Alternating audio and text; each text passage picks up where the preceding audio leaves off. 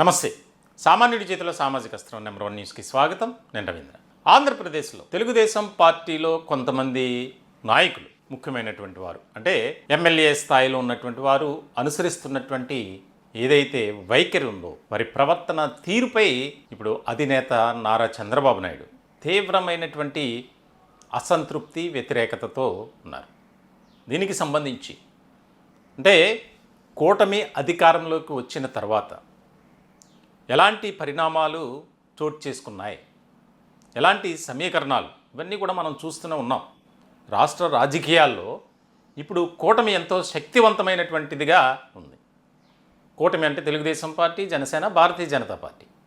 అయితే సొంత పార్టీలో జరుగుతున్నటువంటి ఒక రకమైనటువంటి గందరగోళ, అయోమయ పరిస్థితులు అధినేతను మరింతగా కలవరానికి గురి చేస్తుంది అని ఖచ్చితంగా చెప్పొచ్చు.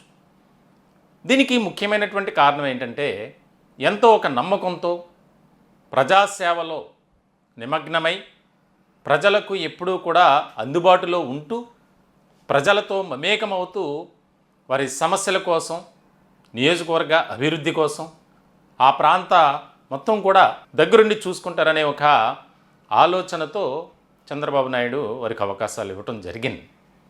ఇక్కడ దాదాపుగా తెలుగుదేశం పార్టీ అభ్యర్థులుగా వారు విజయం సాధించిన తర్వాత కొంతమంది నిస్వార్థమైనటువంటి సేవ చేస్తుంటే మరికొంతమంది స్వార్థపూరితమైనటువంటి విధంగా ఆలోచనలు, వారి యొక్క విధానం ఉంది. ఇప్పుడు ఇదే పెద్ద తలనొప్పిగా మారింది అధినేత చంద్రబాబు నాయుడుకి. తాజాగా జరిగినటువంటి ఒక వ్యవహారం ఏదైతే నరసరావుపేట ఎమ్మెల్యే చదలవాడ అరవింద్ బాబు, ఆయన ప్రజలు ఎంతో ఆదరించారు.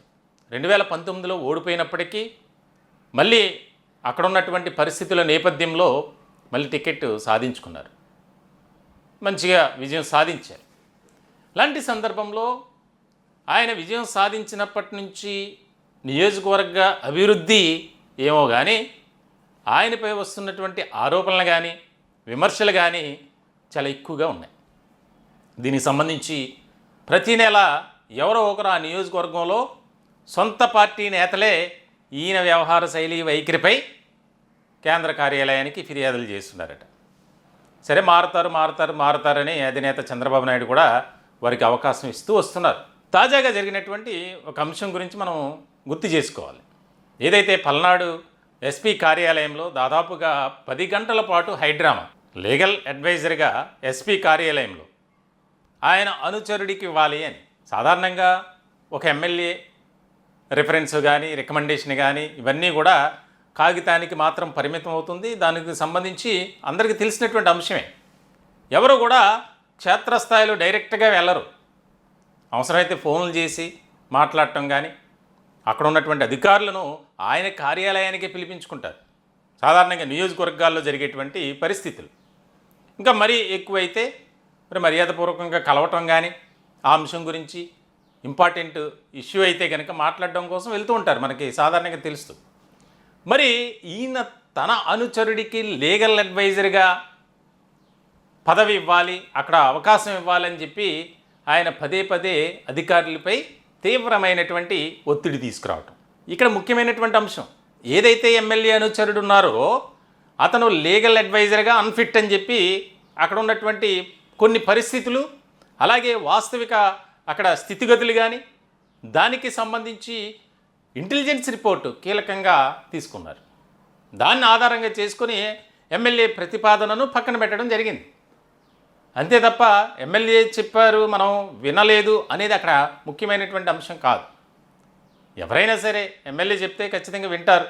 కానీ ఇక్కడ ఉన్నటువంటి అడ్డంకులు ఏంటంటే, ఆ సదరు వ్యక్తిపై ఉన్నటువంటి ఆరోపణలు కానీ, విమర్శలు కానీ, అవినీతి అక్రమాలకు సంబంధించి వ్యక్తిగతంగా కూడా అతను ఈ పదవికి అన్ఫిట్ కాదు అని ఒక రిపోర్టు ఎస్పీకి చేరడంతో దాన్ని పక్కన పెట్టారు. దానికి సంబంధించి నేను చెప్పినా వినవా, నేను ఒక నియోజకవర్గ ఎమ్మెల్యేను, నా నియోజకవర్గంలో మీరు పనిచేస్తున్నారు, ఎందుకు ఇవ్వరు, ఖచ్చితంగా ఇచ్చి తీరాలి అని చెప్పి నానా హంగామా చేశారు. దాదాపుగా ఒక ఎస్పీ కార్యాలయానికి వెళ్ళి ఎమ్మెల్యే 10 గంటల పాటు అక్కడ ఉండి మీరు ఎందుకు ఎవరో చూస్తా అని చెప్పి అక్కడ భీష్మించుకొని కూర్చున్నారంటే ఆయన స్థాయి ఏంటో మనకు అర్థమైపోతుంది. ఇలాంటి సందర్భంలో ఇటు రాజకీయ వర్గాల్లోనూ సొంత పార్టీలో కూడా తీవ్రమైనటువంటి చర్చ. గతంలో కూడా ఈయన కూటమి గెలిచిన తర్వాత, ఆయన ఎమ్మెల్యేగా అయిన తర్వాత ఒక అంశానికి సంబంధించి ఇలాగే చేశారని, తరచు ఇదే రకమైనటువంటి విధానంతో వెళ్తున్నటువంటి నరసరావుపేట ఎమ్మెల్యే జలక్కిచ్చారు. దానికి సంబంధించి ఎవరైతే తెలుగుదేశం పార్టీ రాష్ట్ర అధ్యక్షుడు పల్లా శ్రీనివాసరావుకి ఆదేశాలు జారీ చేశారు, ఆయన డైరెక్ట్గా 1-to-1 మాట్లాడారు, ఒక రిపోర్ట్ తయారు చేశారు. ఆ రిపోర్ట్ను ఆధారంగా చేసుకుని చంద్రబాబు నాయుడు అయితే చాలా సీరియస్ అయ్యారండి. ఇక ఉపేక్షించేది లేదు, లాస్ట్ అండ్ ఫైనల్ వార్నింగ్, వెంటనే సస్పెండ్ చేస్తా, మీరు ఇలాంటి వారు పార్టీలో ఉంటే నా పార్టీకి అవమానం, కాబట్టి మీరు పద్ధతి మార్చుకోండి, ఇక చెప్పేది ఉండదు అని చెప్పి చాలా సీరియస్ వార్నింగ్ ఇచ్చారంట. ఆయన్ని కలుసుకున్నటువంటి ఎమ్మెల్యే, సార్ తప్పైపోయింది, మన్నించండి, ఇక ఇలాంటివి పునరావృతం కాకుండా చూసుకుంటాను, జరగవు అని చెప్పి బ్రతిమలాడుకున్నారండి. తప్పు చేయడం ఎందుకు, తప్పు చేసిన తర్వాత ఈ రకమైనటువంటి ఇదెందుకు? మొత్తానికైతే రాష్ట్ర రాజకీయ వర్గాల్లో ఒక ఆసక్తికరమైనటువంటి చర్చ జరుగుతుంది. ఇప్పటికే తెలుగుదేశం పార్టీలో కొంతమంది నేతలు, వారు ఎమ్మెల్యే స్థాయి కానీ, ఎంపీ స్థాయి కానీ, అలాగే మంత్రుల స్థాయి, వారి స్థాయిని బట్టి అనేక రకాల విభేదాల్లో చిక్కుకుని ఉన్నారు.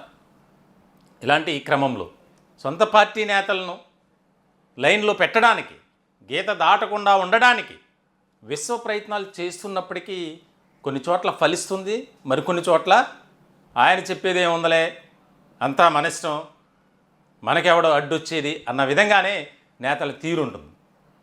ఈ మధ్య 6 నెలల్లో అయితే ఎన్నో పరిణామాలు సొంత పార్టీలోనే.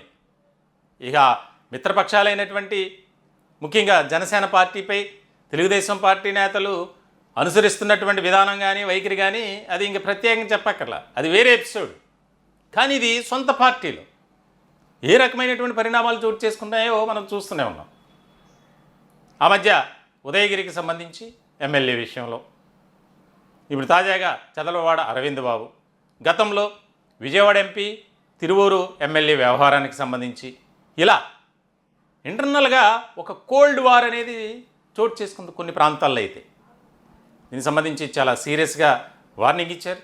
ఆయన పదే వార్నింగ్ ఇస్తూనే ఉన్నారు, కానీ నేతలు మాత్రం ఎక్కడా కూడా వాటిని పట్టించుకునే పరిస్థితి లేదు. పెడచెవిన పెడుతున్నారు. ఆయన ముందు ఓకే అంటున్నారు, ఆయన వెళ్ళిపోయిన తర్వాత, ఆయన దగ్గర నుంచి బయటకు వచ్చిన తర్వాత రకరకాల ఇదిగా ఉంది. కాబట్టి ఖచ్చితంగా పార్టీలో ఈసారి ఎవరైనా అలా చేస్తే ఈసారి సీరియస్గా యాక్షన్ తీసుకోబోతున్నారు చంద్రబాబు నాయుడు అనేది రాజకీయ వర్గాల్లో వినిపిస్తున్నటువంటి మాట. మొత్తానికైతే నన్ను మన్నించండి, తప్పయింది అని చెప్పి నరసరావుపేట ఎమ్మెల్యే చదలవాడ అరవింద్ బాబు ఆయన క్షమాపణలు కోరారట.